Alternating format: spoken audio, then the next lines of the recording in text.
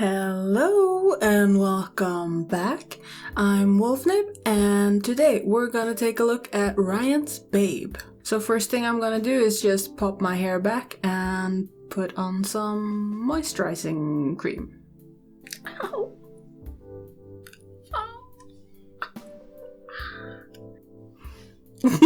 When it accentuates the round form. So Ryan's Babe is from 2000 and I've already picked my look. So this is the person that I picked. We're gonna try and recreate the whole skin situation going on here. I think she's got some kind of luminizer or something underneath her foundation, and actually very light foundation as well. Maybe she has blue on top of her lids. I don't know, I can't really tell, but we'll try and do that as well. She has some kind of burgundy lipstick, which is very typical 90s with this blue and red kind of look, and very harsh eyebrows. So we're gonna just start, and maybe I should put in some earrings. Actually, she has these round earrings. And because I got a bit of a messed up skin situation right now, I'm just gonna start by applying some color correction in certain areas. So the movie starts out with this woman and this guy walking in the forest. I feel shitty and I'm tired. And it turns into a rape, and that's, you know, we spent 3 seconds into this movie. I never really tried color correction. I think I applied it way too big, and this area is gray now. Oh. She's able to shoot him and gets away, and then she flags down this car. Drive. She forces him to drive him at gunpoint, and they drive throughout the day. You said you have to take a piss break. Well, how the hell am I gonna piss? Down on your knees. And she calls her friend Rita so that they can stay at her place. So anyways, they're at the diner now, Rita's place, I don't know. And they're watching the news, and it is explained that she wasn't at fault for killing her mom. It was someone else, and they tried to frame her for doing it so that they could inherit money. But she is no longer a suspect, so she can go home now. After seeing this, she storms out of the cafe and Ryan runs after her. Actually, he's trying to escape and is almost successful in doing so, but he sees her showgirling at the at a car there.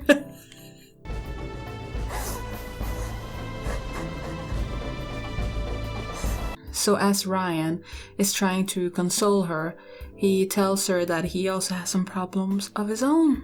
So his story starts out in college. He was dating this girl, Brenda, and also this other girl, Connie, really likes him. But I don't think the feeling is mutual. You bitch! Also, they do not look like they're in college. But they're all riding bikes, so I guess they must be. So this Connie girl already seems like a freaking psycho. I already got tickets for both of us.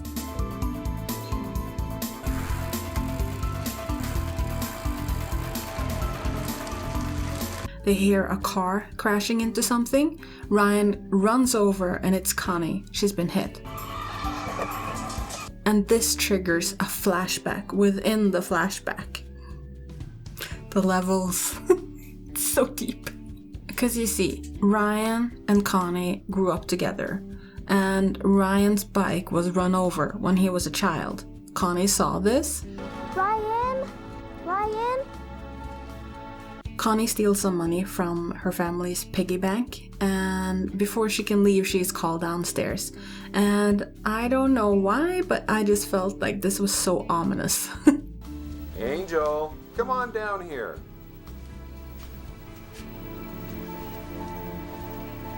And this is where the trouble starts. She is told that her dad does not like this Ryan boy, and she should stay away from him. Hey, where are you going? I don't like that boy.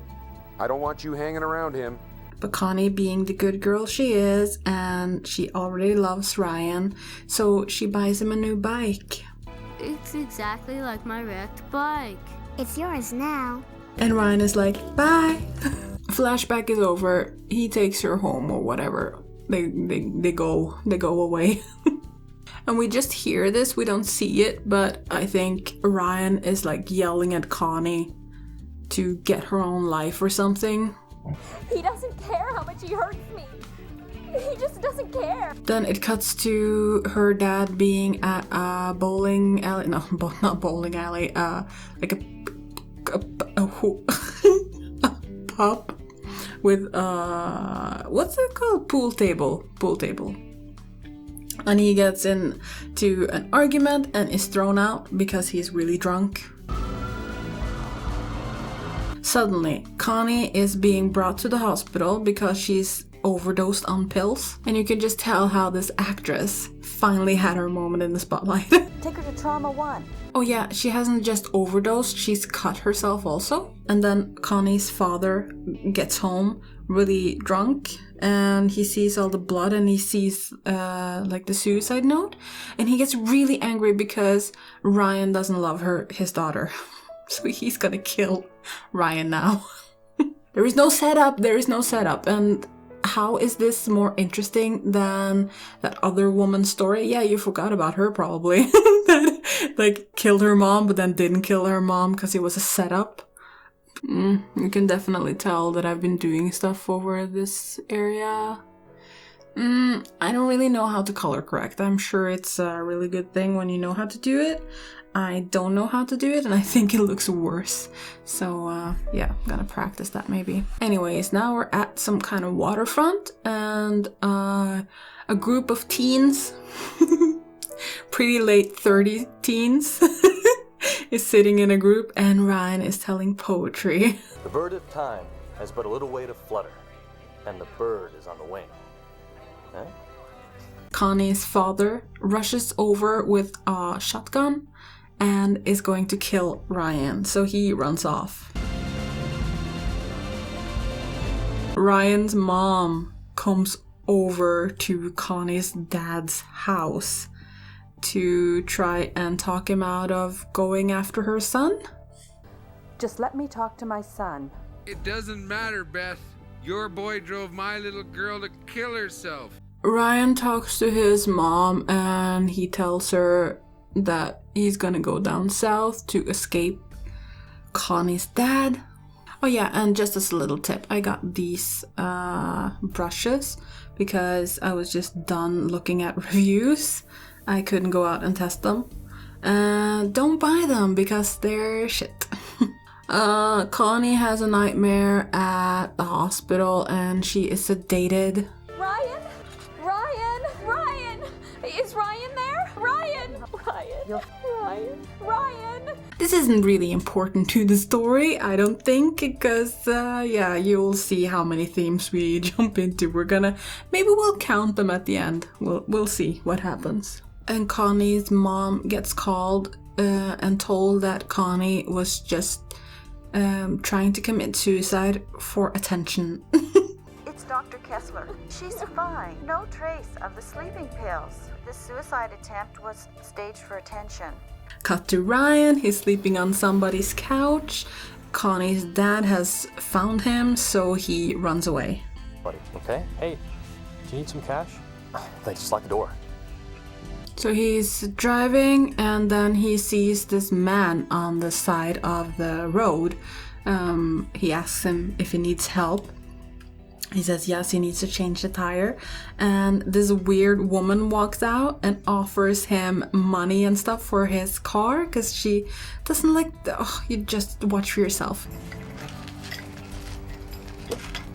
Hi. Hi.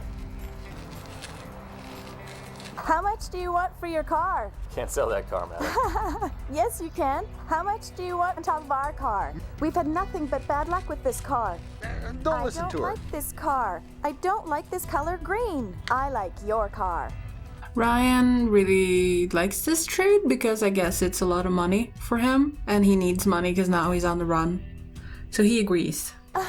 It It's a deal. And because he goes to college, he gets a bit extra money.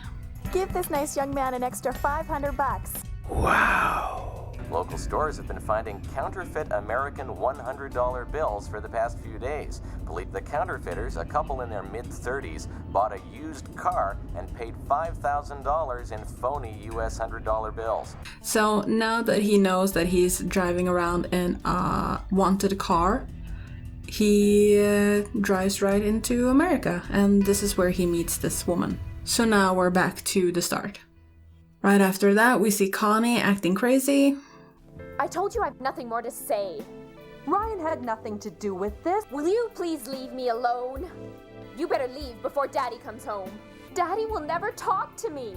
I'm gonna tell Daddy and Beth. No, Mama, please. I'll tell them just soon as Ryan comes home. So now Ryan and this redhead is at another diner. And she tells him that he should confront his problems and go home, because she did that and it's better for it. I've gotten into more trouble by running away from the situation. I think you should face them and prove your innocence. He reads a letter that she's written him, which just states the same thing. Please don't run away. I've gotten into more trouble by running away rather than face them and prove my innocence. And after meeting his doppelganger, Ryan walks out and he is immediately kidnapped. We meet like the most cliche gangsters ever. And you got the wonderful cast of Dandelion. Macbeth's words, we are the non-parade. Poor man's Billy Eichner. Hey, Shakespeare, say that in English.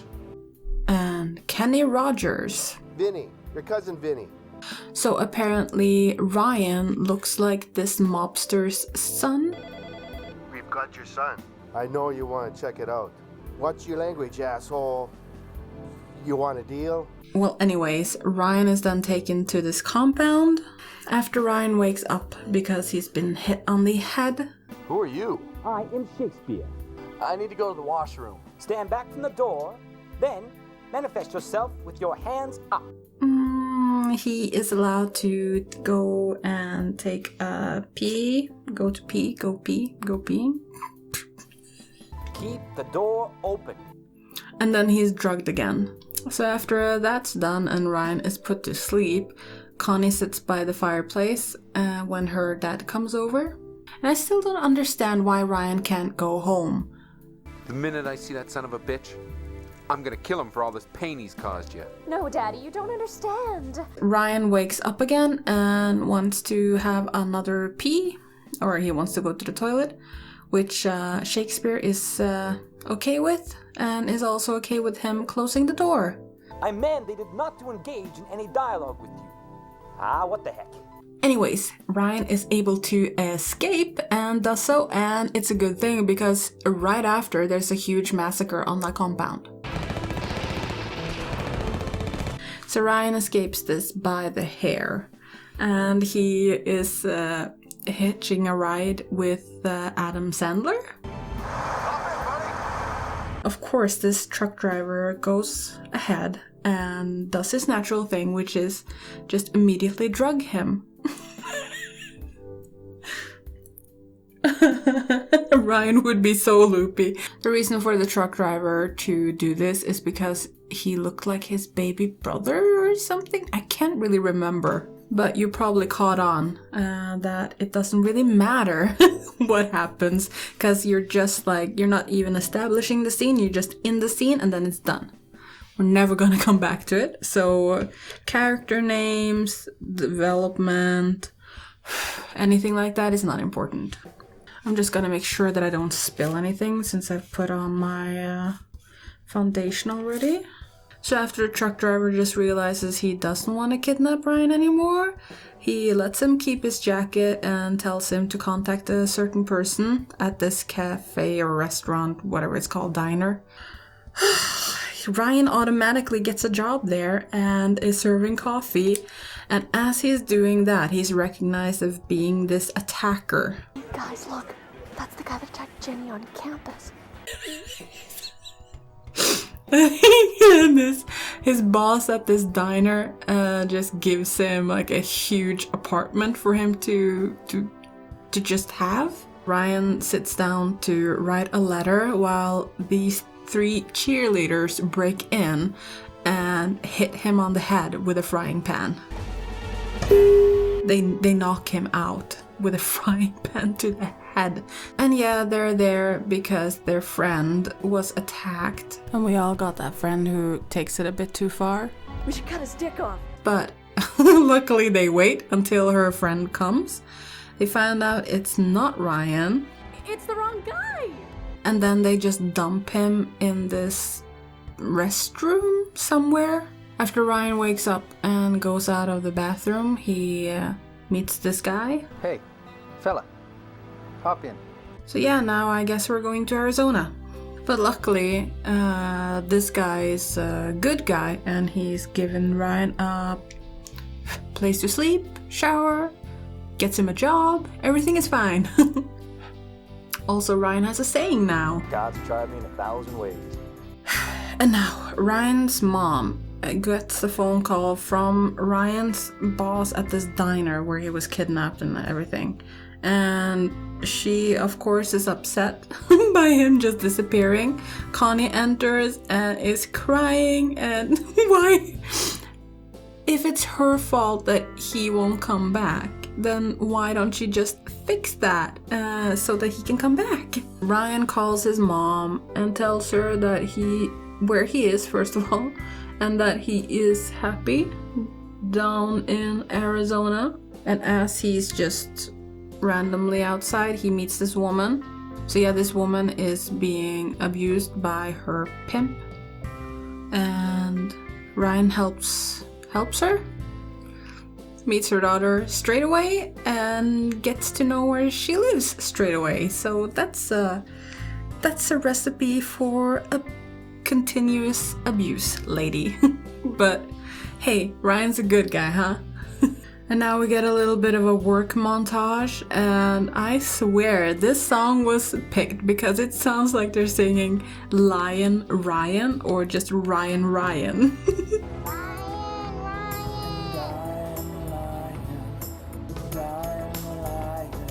Yeah, and we get to see that he is starting to develop feelings and a relationship with this woman, and becoming a bit of a stepdad for her child. We cut over to Connie, which is sitting on the stairs and is, still going through a rough time, even though it's her fault. Why? Why is Ryan on the run? Why does he need to be on the run? And why is Connie still so upset? She's also going to the sculpture where she was rejected by Ryan, holding the book he was reading. I mean, like, do you want to get better? This movie is so dumb. So Ryan goes to dinner with his newfound love, and she lets her guard down and shows her bruise because she has been out working, which prompts Ryan to go and gamble, and he wins a large sum of money. $20,000. That was $20,000. Hey. which he goes to celebrate this in the desert. And in this desert, he gets a revelation. I love you with all my heart and soul.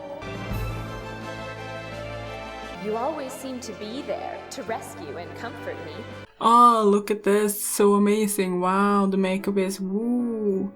Look at my makeup, huh? Look at those big eyes. Wow. So after his revelation in the desert, Ryan drives home again. Are you the man I saw walking with Sam and Mandy? Yeah. Her bastard husband showed up this morning and threatened to shoot that sweet little thing if Sam didn't come up with some cash. They shot him, and they shot him dead. Where are they now? They're at the city hospital. This makeup has just aged me. I hate it. Ugh. Ryan gives her this envelope of money and he leaves. which is kind of a shitty thing to do, you know, since he's become a little bit of a stepdad to this young girl who is now traumatized by this event. But yeah, just leave, Ryan, just leave. Now I think we need eyebrows. It feels like from these pictures that she's just like... So yeah, Ryan is driving home now. We see his mom talking with Connie's dad. I understand now how you feel. I never gave Ryan a chance. On his way home, Ryan drives through what looks like Las Vegas. So he stops at this bar to have a drink, and the bartender is proposing to him that he could help him out and earn some money. I've got a cool gig lined up tonight. You interested in making some cash? We meet this bride-to-be and her stepmom. What the hell are you doing here? You killed my father. Get the hell out of here. And what the bartender wants Ryan to do is strip. You, me, and another guy. And it's for a big stagette. Hi, Mrs. Thiessen. Ryan, this is Mrs. Thiessen.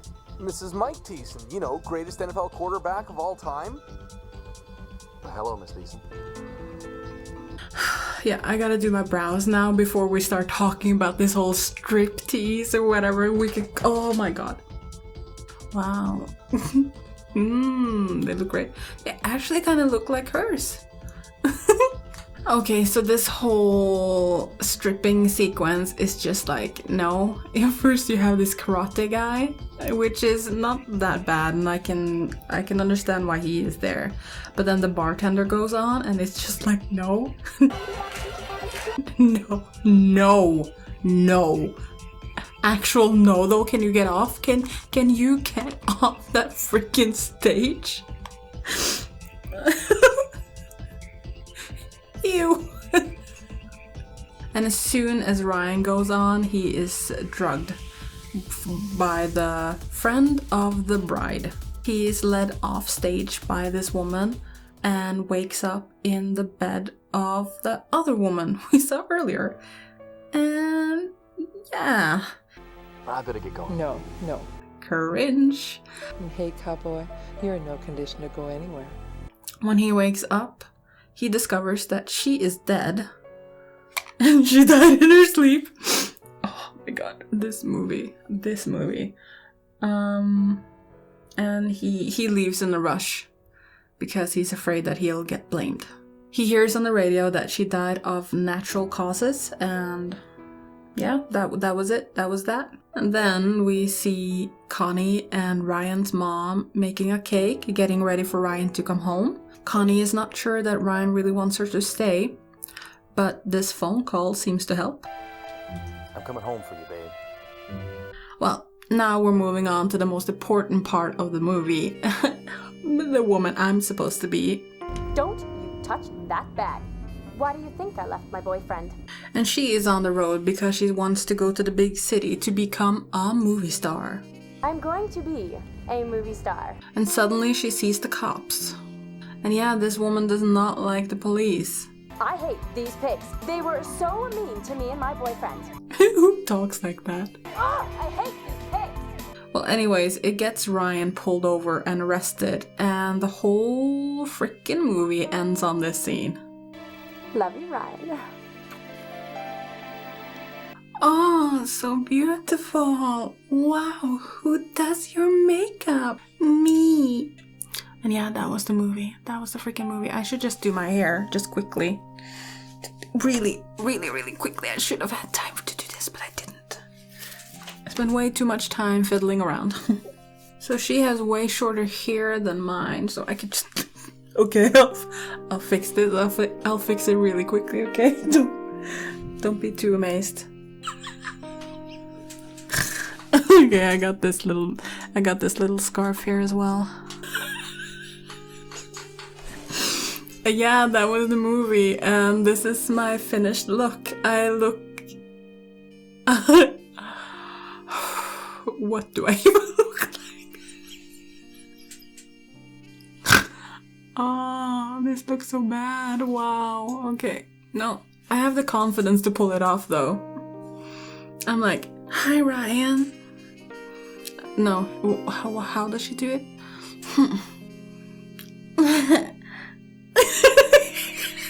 It's just so weird. This whole movie is just the writer going like, then that happens, and then that happens, and that happens. It was compared to being like The Room, and I think it is. This movie was just like a total mess. It's just situation after situation, and nothing ever gets resolved. So if you like really bad movies, then this is it. This is it. If you watched The Room and you wanted more, but you're kind of tired of The Room because you watched it so many times, then this is it. Try it. Watch it. Take a look at it, and you'll probably like it. Would I ever try this makeup on again, though? No. Never. Oh, now it's cute.